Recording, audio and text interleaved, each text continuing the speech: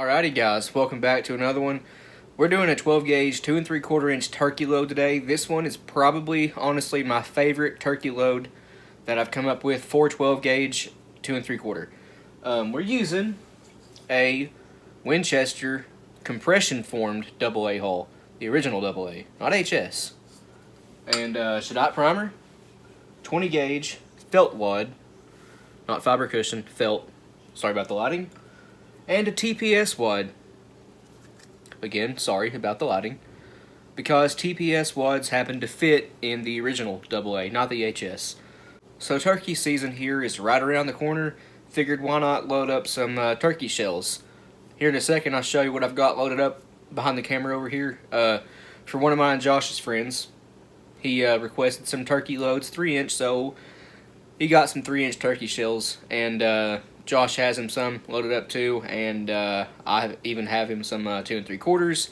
Specifically, these right here I'm getting ready to show you guys. So he can pick and choose whichever load he likes best. There's 5 of each. What I've got him here is 29 grains of long shot in both these. This one here has the LBC 50 wad, 4 pedal, half cut, 1/4 inch 20 gauge felt wad, 1 3/4 ounces of number 6 shot, and ITX buffer. This one has, again, 29 of long shot, the short shell wad from Ballistic Products, the green one, 1 7/8 ounces of number 6 shot, and again, ITX buffer. The reason I went with the short shell wad and the green hulls and that one white one on the end is because he's shooting these through what I think is a 645 choke. I have to ask Josh what it was. Anyway, the LBC 50 might be a little bit too stiff for that tight of a choke, so I gave him 5 loads with a bit softer of a wad. You guys want to hear something crazy? I've only been turkey hunting once, and no, I didn't see or get anything. But to be honest, turkey hunting isn't really my thing, but I totally get the appeal of it. When I went, I enjoyed it. It was pretty fun. And obviously, loading up shells for turkeys is a lot of fun too. I may go this year. I'm not sure, but I might. Anyway, let's stop rambling, resize the hull. This is a once fired original AA, by the way. Resize ring. I'm using a Shadot primer. Could use a Winchester, CCI. Any standard primer will work here. The reason I'm using this tapered hull is because you can save yourself a little bit of powder and get the same velocity. You guys will be seeing a, actually you've already seen it, the 12 gauge turkey load me and Josh did. This one was a very, very well patterning load. It was better than a couple of the 3-inch. Actually, I think it beat all the 3-inch except for one. But this was an 1.5-ounce load at 1300 FPS, rounding up. It was 1297, I believe. So the velocity is great. Okay, so we need 26 grains of long shot. And yep, this is an 1.5-ounce load. We did not get any pressure signs, and we have fired quite a few of these off camera. No pressure signs whatsoever, but as always, you guys use my loads at your own risk. So yeah, 26 grains of long shot. You guys might want to load 25 grains to start this load off, just to see how it does in your gun. In our guns, it works great, and no pressure signs. Out of the 835, I have a single shot H&R. It's an NEF, not an H&R, but the same thing. Works great in that gun, and one other we fired it in. What was it? My H&R partner pump. Those 3 guns, this load works great in. Again, the wad I'm using is a TPS unslit 2 3/4 inch wad. We do need to take off roughly 1/8 of the wad because tapered hull. This is meant for a straight wall hull, but it does fit in here. The bottom of it is actually pretty malleable.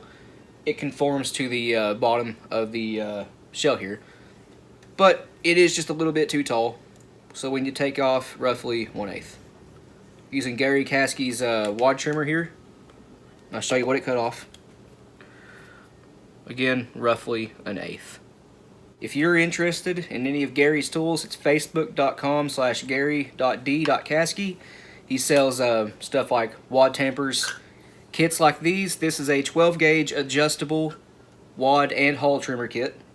That is a very, very handy thing to have. Also have one for 10 gauge down here. He also has wad slitters. Just like that. Which is what I'm using to slit this wad. Doing a 4-pedal half cut. Just like that. We have 4 pedals. And I'm trying to show you here. Half cut. It's hard to see. Lighting is not playing along today. There you go, you can see it. Good stuff. So again, that is a 2 3/4 inch TPS wad that I trimmed about 1/8 of an inch off of, and now it's ready to load into the hull. There's a trick right here.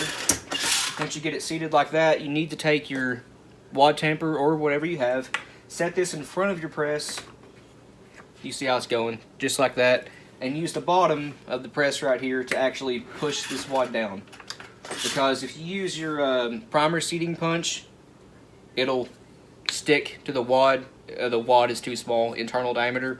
It sticks to this. And this isn't long enough to shove it all the way down to where it needs to be. But this is. Just give it some pressure and it'll be good to go. I think you can see it in there. But it's right where it needs to be. 20 gauge, 1/4 inch felt wad. Seat it with your wad tamper. Looks just like this. For the shot, I'm using homemade number 6 shot. This is made from range lead. This was made and sent to us by Joseph, so very, very cool. Homemade bird shot, how about that? That is just wicked. Good stuff. It's tumbled and polished too. Looks just like factory shot. Some of it is does have some imperfections in it, but that's to be expected with, you know, homemade shot. This stuff is just beyond cool to me. I wish I could make my own shot. All I do is cast slugs and buckshot. And yes, I will get you guys a close-up look at that in just a second. But for now, let's go ahead and continue on loading this up. So we need 1.5 ounces. What I do is, since I'm using buffer, I'll load 1.48 ounces and then buffer it up to 1.5. That's just what I do. That way I'm not overweight.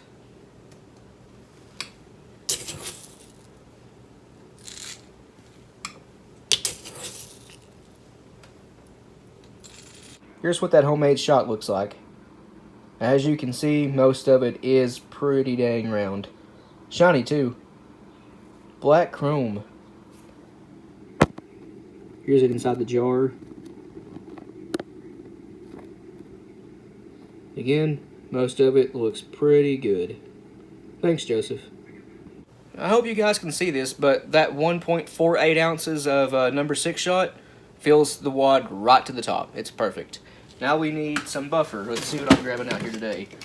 Mix number 47. We're using mix number 47 from Ballistic Products. 1 scoop of it. Hold on. The Lee 2.2 cc dipper. 1 scoop of it. Right on top. Just tamp it down. The buffer is in place. All that's left to do now is just to crimp it. This is an 8-point crimp, as I believe most original AA's are. Correct me if I'm wrong, but I believe most of them were 8-point crimp. I have seen high brass ones. I believe there's also 3-inch compression form shells out there too.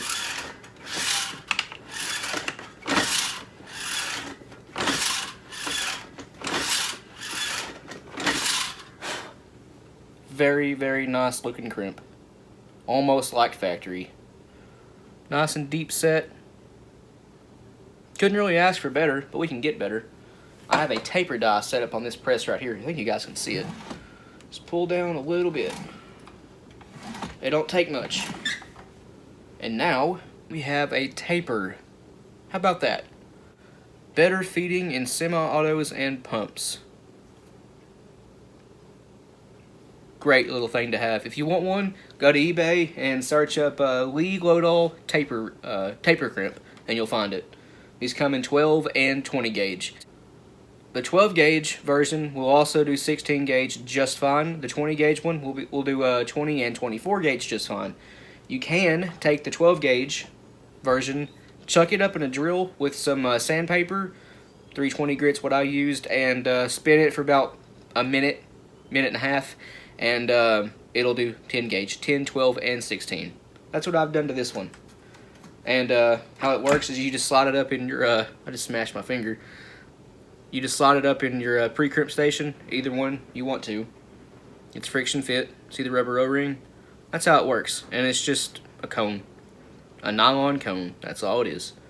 But it works great, as you can see here. Here's something I don't show myself doing all that often, but I do it. Clear nail polish, right on the crimp. I do it to most of my buffered loads. That way the buffer don't leak out. This is a Wade Rush trick that I picked up a couple years ago from watching him. It works. It works awesome. Cheap nail polish from the dollar store. I recommend buying the clear, but you know, you guys do you. If you guys have heard any weird noises throughout this video, what sounds like wind, it is wind. We're having a bad storm here in Kentucky right now. The power has been out multiple times today. It was out for about 3 hours at one point, and it's been off for a minute here, 30 seconds there, multiple times. Crazy stuff. Tornado warning. You 16 gauge guys out there like me, just stick around a few days and I'll get a video out doing something for turkey load, obviously, for 16 gauge, using these guys right here. Yes, I have some 16 gauge compression formed hulls coming my way. Hopefully, they'll be here in the morning. Hopefully. Got 300 of them. We want to thank you guys for watching. Please like and subscribe. We always appreciate that. If you got any questions or comments, leave it in the comment section down below. We will get back to you. If you want to, go check out our Patreon. It's as low as $1 a month, and every penny we get goes right back into the channel. We post some early content on there, sometimes several weeks early. We also have an Instagram. It's at The Shotgun Scientist. If you want to go check that out, a link to that will also be in the description below. And we have a Rumble. A link to our Rumble will also be down there. We post some stuff there that we can't do here on YouTube, such as you know, black powder making tutorials, and socket slugs, hand loading / reloading slugs, stuff like that. If you're interested, go to Rumble. Sorry. But other than that, you guys take it easy. We will see you in the next one. A little sneak peek of an upcoming video. Can you guess what these are? The exact same loads I just showed you. These two have the wad slit. Same thing. These two are unslit. We're going to see what happens when you forget to slit your wad. Or just purposely don't slit it, I guess.